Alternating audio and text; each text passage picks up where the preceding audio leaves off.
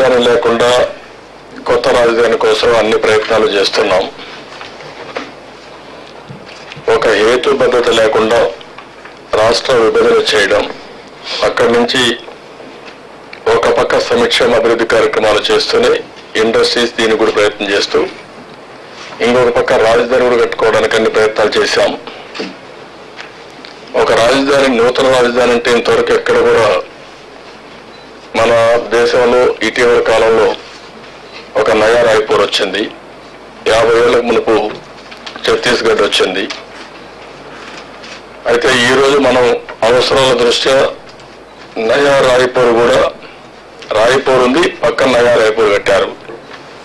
కానీ ఈరోజు కొత్త రాజధాని మనం విజయవాడ గుంటూరు మధ్య చేస్తామని చెప్పి ముందుగా అనౌన్స్ చేశాం. దాని తర్వాత నేను సింగపూర్ వెళ్ళినప్పుడు సింగపూర్ గవర్నమెంట్కి చెప్పడం, ఈరోజు ప్రపంచంలో ఒక లివబుల్ సిటీ కానీ అదే మరి అర్బన్ డెవలప్మెంట్లో సింగపూర్ ముందున్నారు. వాళ్ళకి చెప్పిన తర్వాత వాళ్ళ క్యాబినెట్లో తీసుకెళ్ళి ఫ్రీగా ఉచితంగా ఏదైతే ఒక మాస్టర్ ప్లాన్ తయారు చేయడానికి ముందుకొచ్చారు. అందులో 3 ఉన్నాయి. ఒకటి ఓవరాల్గా capital region master plan details, 2 capital city అంటే గుంటూరు, విజయవాడ, తెనాలి, మంగళగిరి ఇవన్నీ కలుపుకుంటూ capital city master plan details. 3 ఏదైతే ఇప్పుడు ల్యాండ్ అక్విజిషన్ చేశామో దానికి అదనంగా కొంత ల్యాండ్ తీసుకొని seed capital action plan details. అవి 2 కూడా బ్రాడ్ యాక్షన్ ప్లాన్ వస్తాయి. సీడ్ క్యాపిటల్కి మాత్రం మైన్యూట్ డీటెయిల్స్ తయారు చేయడానికి సింగపూర్ గవర్నమెంట్ ముందుకు వచ్చారు. మొదటి విడతగా క్యాపిటల్ రీజియన్ ఏదైతే యాక్షన్ మాస్టర్ ప్లాన్ డీటెయిల్స్ ఉన్నాయో అది నేను రిపోర్ట్ ఇచ్చారు. రాబోయే నెల మే 15 లోపల capital city master plan details ఇస్తారు. జూన్లో seed capital much more minute details అన్ని ఇచ్చి ఆ డీటెయిల్స్ బేస్ చేసుకొని అక్కడి నుంచి ఫర్దర్గా కన్స్ట్రక్షన్ పోవడానికి అవన్నీ చేయడానికి ఒక రిపోర్ట్ సబ్మిట్ చేస్తారు. ఇప్పుడు ఏదైతే క్యాపిటల్ రీజియన్ ఉందో, క్యాపిటల్ రీజియన్ మనకు విజయవాడ గుంటూరే కాకుండా రేడియల్ రోడ్స్ వేసి సెటిలైట్ టౌన్షిప్స్ కూడా కనెక్షన్ ఇస్తాం. అటు గుడివాడ, నోజివీడు, సత్తెనపల్లి, నందిగామ ఇవన్నీ కూడా వస్తాయి. అదే మాదిరిగా ఇవి radial roads, 4 lane roads, express వేస్ ఇవన్నీ పెడతాం. రెండోది అక్కడి నుంచి మచిలీపట్నం ఒక లాజిస్టిక్స్ హబ్, ఓడరేవు ఒక ఇండస్ట్రియల్ కారిడార్ ఇవి కూడా పెట్టుకొని అక్కడి నుంచి కూడా ఎక్స్ప్రెస్ రోడ్స్ వేసి రాజధానికి అనుసంధానం చేస్తాం ఎకనామిక్ యాక్టివిటీ. ఏదైతే క్యాపిటల్ సిటీ ఉందో దీనికి ఒక outer ring road Vijayawada, Guntur ఇవన్నీ కలుపుతూ 210 కిలోమీటర్లు ఒక అవుటర్ రింగ్ రోడ్ తీసుకొస్తాం. కోర్ క్యాపిటల్ ఏదైతే ఉందో, సీడ్ క్యాపిటల్ ఏదైతే ఉందో ఇప్పుడు 33,000 ఎకరాలు ఆ మధ్యలో ఉందో దానికి ఒక రింగ్ రోడ్ తీసుకొస్తాం. ఇది వచ్చిన తర్వాత ఈరోజు మీరు చూస్తే 8 ప్రణాళిక విభాగాలుగా మొత్తం డివైడ్ చేసి మొత్తం ఒక్కొక్క దగ్గర ఒక గ్రోత్ లిమిట్గా పెట్టి ఈ యాక్టివిటీస్ అన్ని తయారు చేయడం కోసం మొదట రికమెండేషన్స్ వాళ్ళు ఇచ్చారు. అవి కూడా మీకు డీటెయిల్స్ అన్ని కూడా ప్లాన్స్ కూడా రిలీజ్ చేస్తాం, కావాలంటే మీరు ఒకసారి చూడడానికి. ప్రస్తుత ప్రధాన జాతీయ రహదారులు ఏదైతుందో NH5 ఉంది, NH9 ఉంది. NH5 వచ్చి కలకత్తా, చెన్నై. NH9 వచ్చి హైదరాబాద్, మచిలీపట్నం పోర్ట్. ఇంకోటి ఇందులో పెట్టలేదు, NH214 జగదల్పూర్ ఏదైతే ఉందో దానికి కూడా వస్తుంది.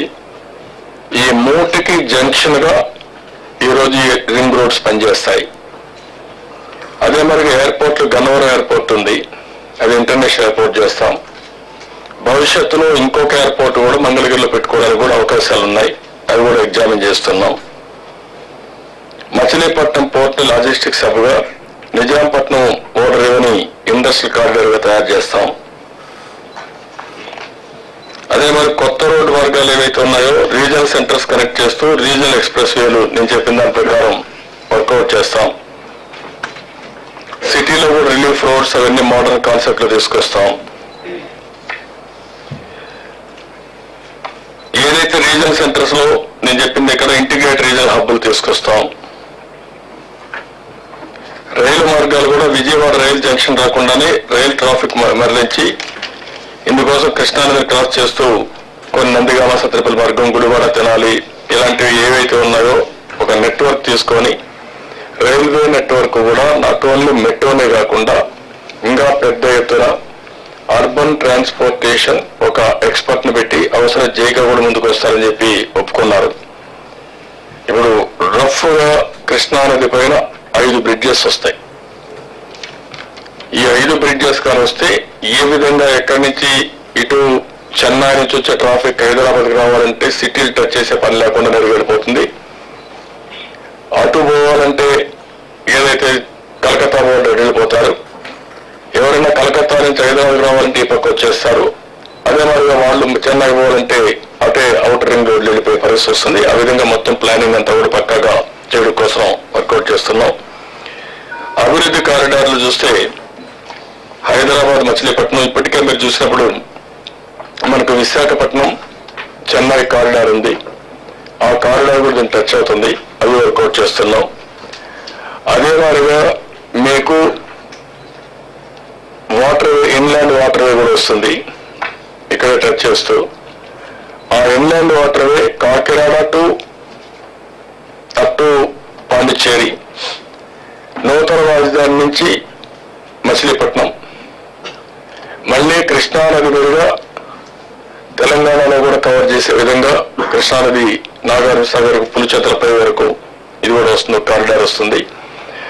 అదే మాదిరిగా రాబోయే రోజుల్లో రాజమండ్రి నుంచి ఏదైతే భద్రాచలం వరకు అది కూడా ఇన్లాండ్ వాటర్ వేస్ వస్తుంది. ఇవి కాకుండా నందిగామ కారిడార్ లో ఫార్మా, బయోటెక్, ప్లాస్టిక్ ప్యాకేజ్ ఇవన్నీ, గుడివాడ కారిడార్ లో గ్రీన్ ఇండస్ట్రీస్, వ్యవసాయ పరిశ్రమలు, గన్నవరం కారిడార్ లో IT, ITS, electronic, hardware, automotive, aerospace, Guntur corridor లో food processing and cold chains, textile, non metallic products, Tenali logistics, tourism, entertainment, Sattenapalli tourism knowledge centre, Nuzvid agro industrial fabrication hub ఇవన్నీ వస్తాయి. అదే మాదిరిగా ఈరోజు మొత్తం ఇండస్ట్రియల్ క్లస్టర్స్ కూడా కొన్ని తయారు చేసి ఎక్కడికక్కడ ఎకనామిక్ యాక్టివిటీ ఎట్లా బిల్డప్ చేయాలనో అవన్నీ కూడా బిల్డప్ చేయడం. దీంట్లో కూడా మీరు చూసినప్పుడు విజయవాడ మరియు క్యాపిటల్ సిటీలో business and trading hub, agro processing, electronic, auto, IT, ITS, Nandigama pharmaceutical, Amaravati tourism, Sattenapalli heavy industries hub, textile, గుంటూరులో కూడా అగ్రికల్చర్ ట్రేడింగ్ హబ్, ఇలాంటి తెనాలి మ్యానుఫ్యాక్చరింగ్ ఇవన్నీ వస్తాయి. అదే మరి ఎక్కడికక్కడ ప్రతి ఒక్క దానికి కూడా ఒక్కొక్క ఇది తీసుకున్నాం. ఇంకొక పక్క కూడా జాతీయ హై స్పీడ్ రైల్వే ఇది తీసుకొని విజయవాడ మీదుగా విశాఖపట్నం, చెన్నై కూడా ఏ విధంగా నెట్వర్క్ రావాలో విత్ ఇన్ ది రాజధాని కూడా దానికి కూడా కొన్ని సజెషన్స్ ఇచ్చారు. కొన్ని ఫ్రైట్ డెడికేటెడ్ కారిడార్స్ కూడా, రైల్వే కారిడార్స్ కూడా కొన్ని ప్లాన్స్ తయారు చేశారు. ఇవన్నీ కూడా ఈరోజు రాష్ట్ర మంత్రివర్గం ఇన్ ప్రిన్సిపల్ యాక్సెప్ట్ చేశాం. సిటీ ఏదైతే క్యాపిటల్ సిటీ, క్యాపిటల్ రీజియన్ కు వచ్చేటువంటి మాస్టర్ ప్లాన్ బ్రాడ్ డీటెయిల్స్ ని ఇన్ ప్రిన్సిపల్ యాక్సెప్ట్ చేశాం. దీంట్లో ఇంకా ఆలోచనలు ఏమైనా వస్తే ఆలోచనలు కూడా దాంట్లో కలిపి ఏ విధంగా చేస్తే ఇదవుతుందో వర్కౌట్ చేస్తున్నాం. ఇక్కడ చూసినప్పుడు యాజ్ ఆన్ టుడే ఈ area population 5.8 million, 5.8 million population ఉంది. 2030కి 11 మిలియన్ రావాలని, 2050కి 20 మిలియన్ పాపులేషన్ అవుతుందని ఒక పెద్ద హబ్గా తయారవుతుంది. దీనికి తగిన ఎకనామిక్ యాక్టివిటీ, ఎంప్లాయ్మెంట్ జనరేషన్, ప్రజా రాజధానికి కావాల్సిన ఏమున్నాయో ఇవన్నీ వర్కౌట్ చేస్తాం. ఒక మంచి వరల్డ్ క్లాస్ రాజధానిగా తయారు చేయడానికి ఏమేమి చేయాలో అవన్నీ కూడా ప్రయత్నం చేస్తున్నాం. అదే మరిగా దీనిపైన ఇంకా నెక్స్ట్ స్టెప్ మాకు మాస్టర్ డెవలపర్ని తయారు చేయాలి. అది కూడా హోంవర్క్ స్టార్ట్ కావాలి. మళ్ళీ మాస్టర్ డెవలపరు ప్రపంచం మొత్తం కూడా కంపెనీలు తీసుకురావాలి. ఈరోజు ల్యాండ్ పూలింగ్ లో ప్రజలు మా మీద అచంచలమైన విశ్వాసం పెట్టుకొని మేము చేసే పనికి పూర్తిగా సహకరించారు. ఈరోజు ల్యాండ్ అక్విజిషన్ కింద దేశంలో కొన్ని రాజకీయ పార్టీలు రాజకీయం చేస్తున్నా, ఇక్కడ రైతాంగం స్వచ్ఛందంగా ముందుకొచ్చి ఎంతమంది ఎన్ని విధాలు ప్రవర్తించినా కానీ వాళ్ళు చాలా విజ్ఞత సహకరించారు. వాళ్ళకి మనస్ఫూర్తిగా ధన్యవాదాలు. నా జీవితంలో ఎప్పుడూ మర్చిపోలేనంత బాగా సహకరించారు. నేను ఒక మంచి కార్యక్రమం చేస్తున్నాననే ఉద్దేశంతో వాళ్ళు ముందుకు వచ్చి సహకరించినందుకు ధన్యవాదాలు చెప్తూ, నాకు బాధ్యత పెరిగింది. ఇంకా నేను దీన్ని వాళ్ళు ఏదైతే అనుకుంటున్నారో దానికి వాల్యుయేషన్ పెరగాల్సిన అవసరం ఉంది. వాళ్ళకి ఇచ్చిన భూమి నేను మొత్తం 25% డెవలప్మెంట్ అయిన తర్వాత వాళ్ళకి ఇస్తున్నాను. మిగిలిన 75%, 50% ఇన్ఫ్రాస్ట్రక్చర్ వాడుతున్నాం. 25% కంపెనీలు దీనికి ఇన్ఫ్రాస్ట్రక్చర్ డెవలప్ చేయడం ఇవన్నీ వాడుతున్నాం. ఇవన్నీ వాడినప్పుడు వీలైనంత తొందరలో మళ్ళా వాళ్ళకి సైట్స్ వేసి ఇన్ఫ్రాస్ట్రక్చర్ డెవలప్ చేసి వాళ్ళకి హ్యాండ్ ఓవర్ చేయాలి. అదే మరి దీనికి వాల్యుయేషన్ రావాలంటే ఇంటర్నేషనల్ కంపెనీస్ అన్ని రావాలి వేరియస్ యాక్టివిటీస్ లో. అప్పుడే ఒక ఎకనామిక్ యాక్టివిటీ స్టార్ట్ అయితే ఎక్కడికక్కడ ప్రపంచంలో ఉండే కంపెనీలు ఇక్కడికి వస్తా ఉంటే వీళ్ళకి కూడా వాల్యుయేషన్ పెరుగుతుంది. దానికోసం కార్యక్రమాలు కూడా స్టార్ట్ చేయాల్సిన అవసరం ఉంది వీలైన తొందరలో. ఎందుకంటే ఈ సంవత్సరం ల్యాండ్ అంతా హ్యాండ్ ఓవర్ చేస్తున్నారు, యాన్యుటీ పే చేస్తున్నాం. ఈ పంట అవుతానే ఆ ల్యాండ్ అంతా హ్యాండ్ ఓవర్ చేసుకొని ఎక్కడికక్కడ గట్లన్నీ కూడా తీసేసి ఇక్కడి నుంచి డీటెయిల్డ్ ప్లానింగ్, ఇన్వెస్టిగేషన్, అది నుంచి వీళ్ళు ఇచ్చే డీటెయిల్స్ అని చూసి ల్యాండ్ సర్వేస్ అన్ని కూడా కంప్లీట్ చేసి ప్లానింగ్ చేయాల్సిన అవసరం ఉంది. ఎంత తొందరగా ఇది అవుతానే మళ్ళా ఇన్ఫ్రాస్ట్రక్చర్ డెవలప్ చేసి వాళ్ళ ప్లాట్లు కూడా మేము అలాట్ చేయాలి.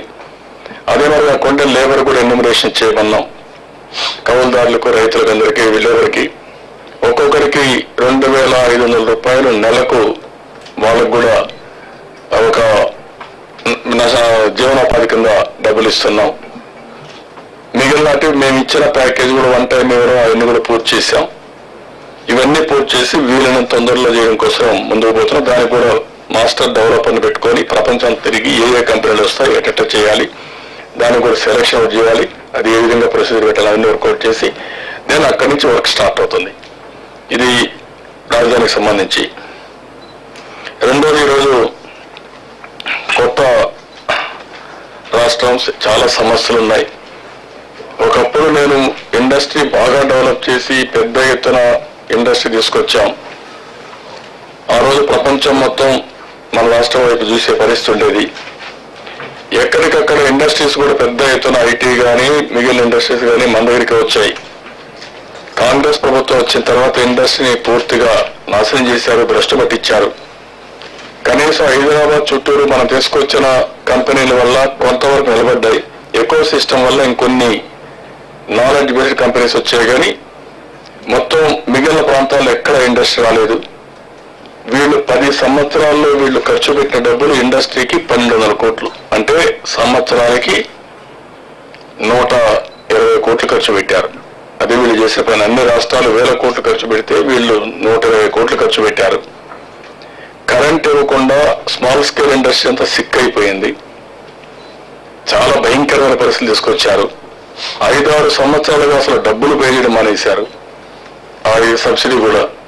ఈ సంవత్సరం నాకు ఇన్ని ఇబ్బందులున్నా 2,080 కోట్ల దగ్గర ఇండస్ట్రీ కోసం సబ్సిడీ పే చేసే పరిస్థితికి వచ్చింది. 2080 కోట్లు పే చేసాం ఈ సంవత్సరం.